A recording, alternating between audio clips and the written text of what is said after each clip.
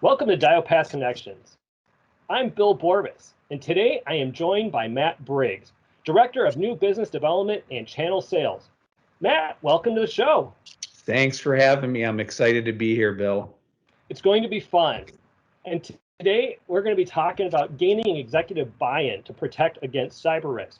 And you can't even open the news. Even this morning, you can't even open the news without some new breach or vulnerability. And open it today, and you've got the Colonial pipeline breach. Yeah, so this is a really interesting one, and it's probably going to be um, in the news for quite a while, considering that Colonial Pipeline feeds about 45% of the gasoline to the eastern seaboard. And what I find interesting about this is Colonial Pipeline is in the energy sector, and that is a highly regulated vertical market, right? And so if something as serious as this could happen to a regulated company, then any organization out there should be concerned, right, about getting breached. And what I found interesting is, the big concern, especially in energy, but in other areas, is if the threat actors get into the controls environment, right?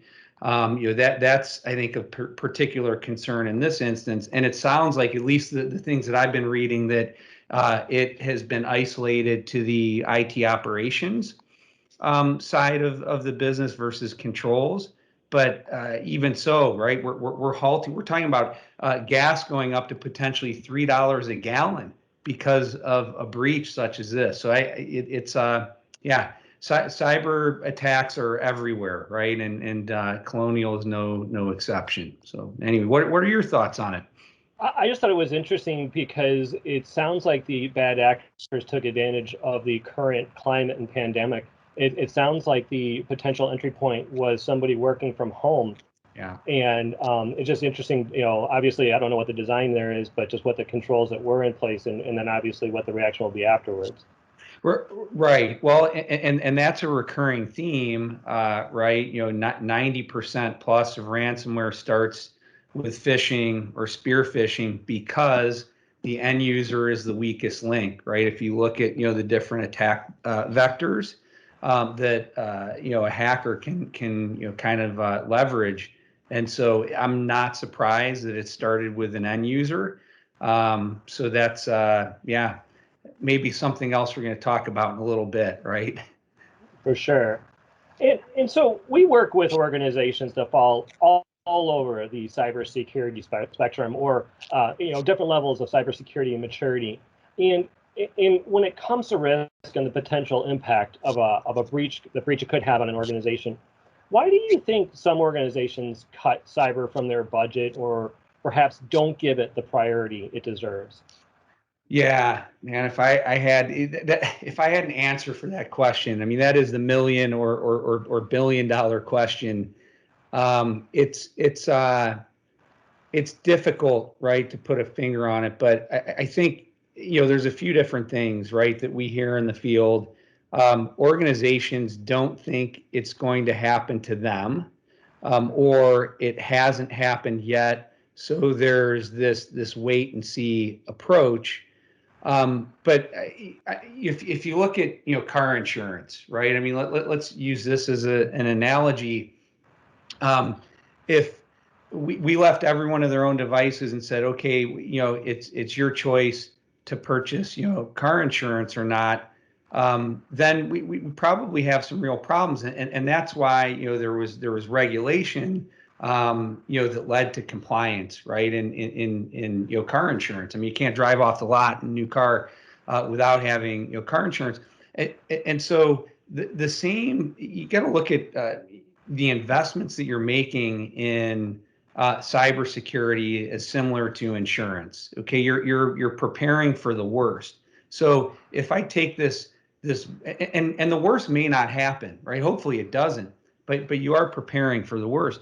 And so, I would say a lot of organizations, they've taken the wait and see approach, and then all of a sudden they go from a very restricted budget or spending no money to, they're coming to the table and saying, here's a blank check, make it go away, help us. And so but I do see there's a lot of, I don't see why a threat actor would target our organization. We don't necessarily have any sensitive data, anything that's interesting. But, the reality is a threat actor can launch a ransomware campaign, lock up business operations, and blow away your backups and stand to profit from that, because there's really no easy way back without paying the hacker, right, for decryption keys.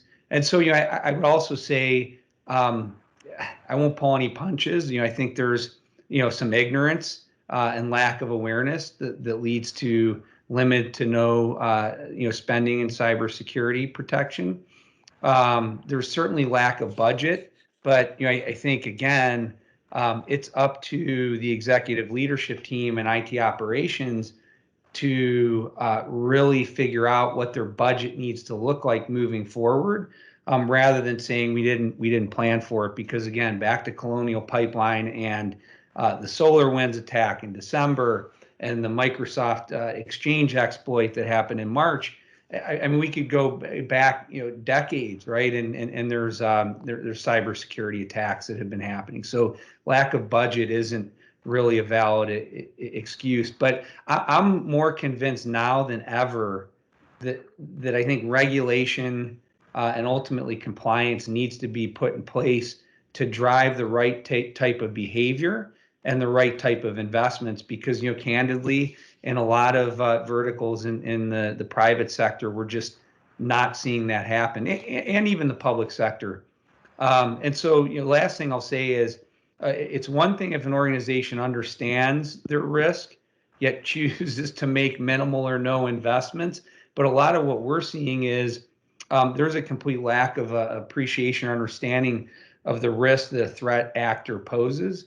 And again, you can't really plead ignorance as a valid excuse at this point if you get breached.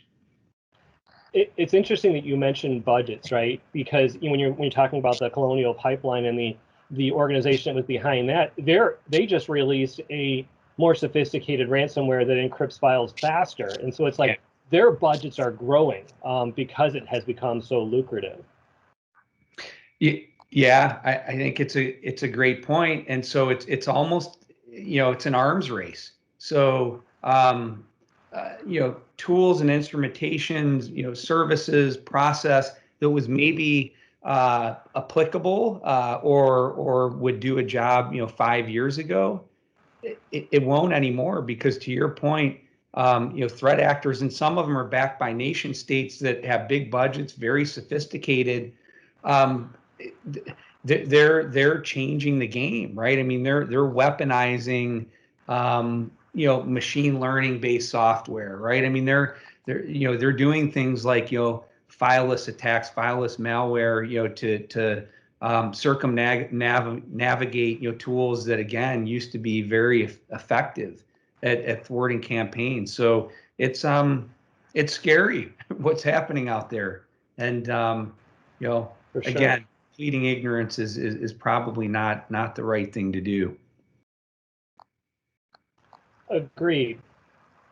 Matt, you're seeing IT departments in other lines of business understanding the risk, but perhaps having trouble getting overall executive sponsorship. So, what are some of the things you're seeing used as strategies or ways to show the necessity to build a strong security program?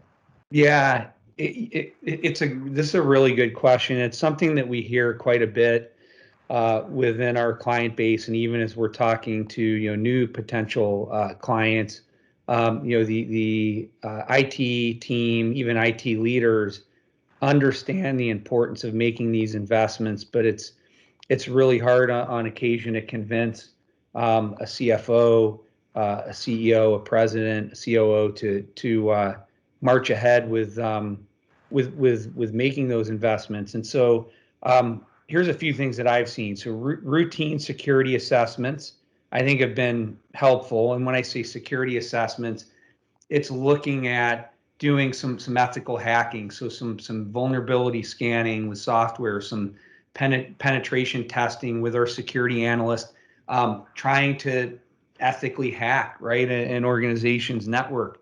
It could be taking a step back and looking at architecture and configuration. What does the network look like? Determining if there is a control framework that's set up to build a system security plan or program off of. But if you look at the assessments, I think where it's been helpful is there's a report at the end of that assessment.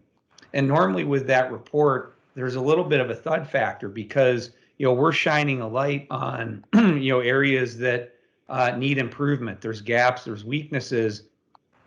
So I would say that that security assessment, that final report, has been used as a foil, right? Hey, look, we aren't perfect, and here's some areas that have been identified by a third party that need to be fixed. And so I'd say that's one area. Certainly, social engineering campaigns, and what I mean by that is, again, doing a ethical phishing campaign, right, to test either the general or broader user base, or maybe targeting VIPs within the organization that hold the keys to the kingdom, the executive leadership team. Maybe it's HR, accounting, even IT. But if you do a social engineering campaign where you're trying to phish an organization and have folks click on links and surrender sensitive information, then we can report on what happened, right? And if 25%, 30% of the targets of the campaign went ahead and clicked on links and gave us information, then that just shows that the security culture needs to develop a little bit more, and so we can put a plan in place and help IT operations do that. And I would say, lastly, if you look at ongoing services, so we have extended detection and response, and what I mean by that is a lot of threat actors are able to bypass traditional tools and instrumentation, get into the network, lurk for months and months, to try to figure out how to inflict maximum damage, what data to exfiltrate that might be sensitive. And so there's this pivot in the IT security space to you need tools, you need process, and you even need people, eyes on glass, that are able to detect when there's been a breach, respond to it, go and do threat hunting, investigate things that might be inconclusive. And so there are these ongoing services within our industry now. And we've seen a trend towards billable proof of concept or try and buy, where we might reduce the term of the engagement, we might shrink down the scope. However, it's really important that we don't mess with the integrity of the entire solution, which includes process and those people, those services. So you shrink it down to get the most benefit, right? And so at the end of that POC, there's something that's a little bit more tangible, right, for the organization, the IT operations, to take the leadership and say, hey, we ran the service, and it was effective. It identified some things. We were able to thwart some campaigns, et cetera. And then just two other things that I've seen.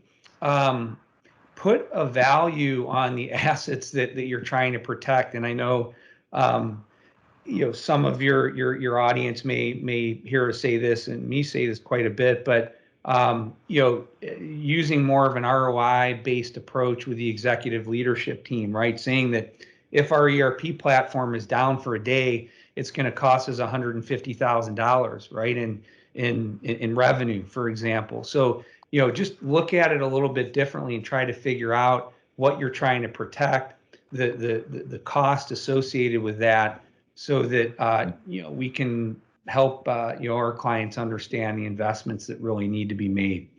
So, on that ROI topic, you had mentioned the cost and the risk, but do you see organizations utilizing that as a marketing tool or something that is a differentiator for an organization? Yeah, definitely. I mean, I think first and foremost, we've seen we've seen some of our clients get blindsided by larger customers they might be working with that are asking for, what framework are you leveraging? Are you leveraging NIST? Are you using CIS? And I think there's a little bit of a trickle down effect that even if there isn't regulation and compliance hanging over an organization's head, within the broader supply chain, there might be pressure being applied, right, to these organizations to continue to win bids, or respond to RFPs or close business, for example. And then I have seen this used as a marketing tool as well, right? So the greater the investments, the more mature the cybersecurity maturity model. And so if all things are equal and you've got things stitched up as an organization, Bill, you're competing against me as another organization, and I don't, then certainly there's going to be more comfort in doing business with your organization versus mine. So certainly we're seeing that. So far you mentioned quite a bit on ways to maybe get some traction within the organization. You mentioned assessments, you mentioned social engineering, you mentioned proofs of concept and things like that. I guess, could you expand on some of the results you're seeing or outcomes you're seeing as a result of these things? Like, what impact has that had on maybe leadership's attitude or the development of a security program?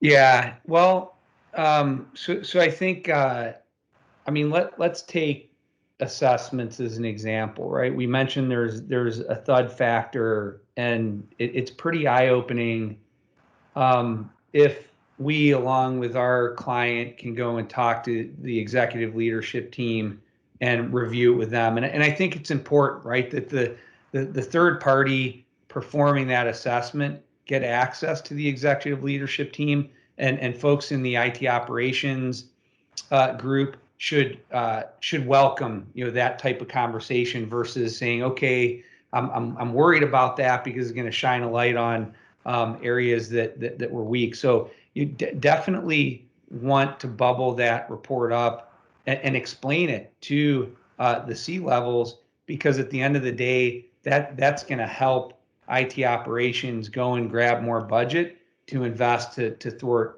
campaigns. But I think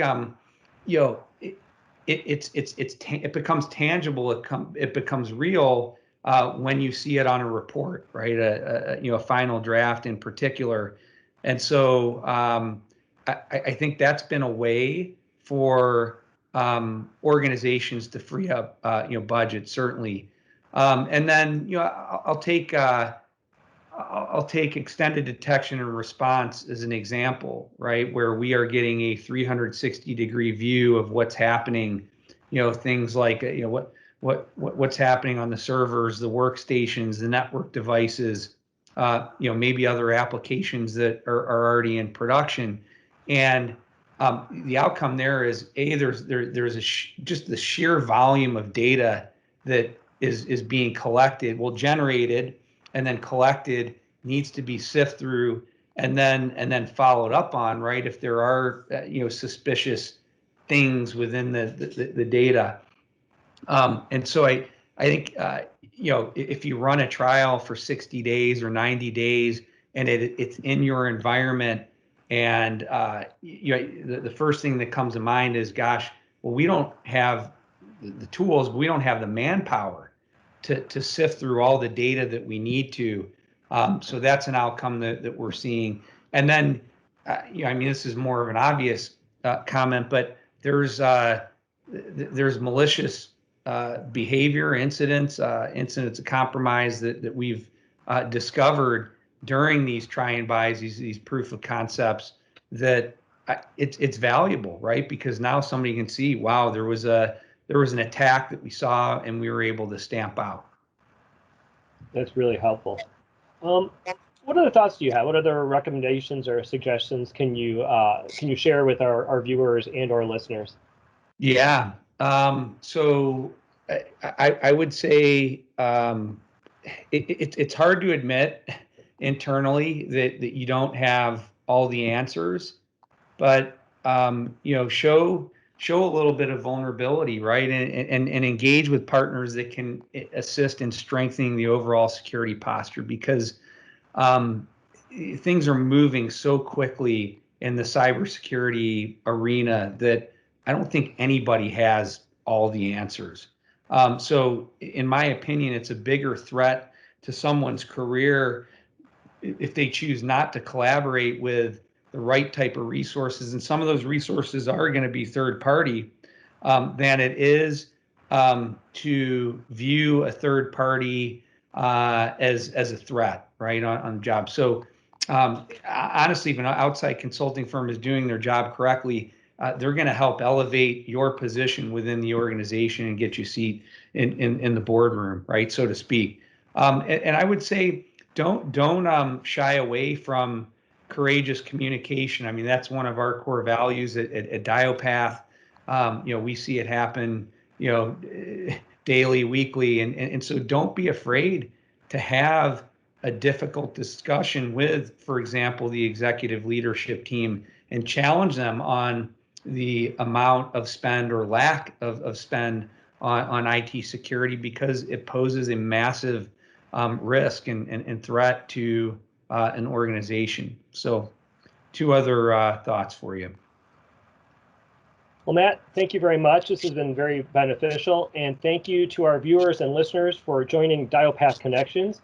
If you found value in this episode, please subscribe and comment. You can also follow DYOPATH on Facebook, LinkedIn, Twitter, and Instagram, and of course, dyopath.com. Thank you.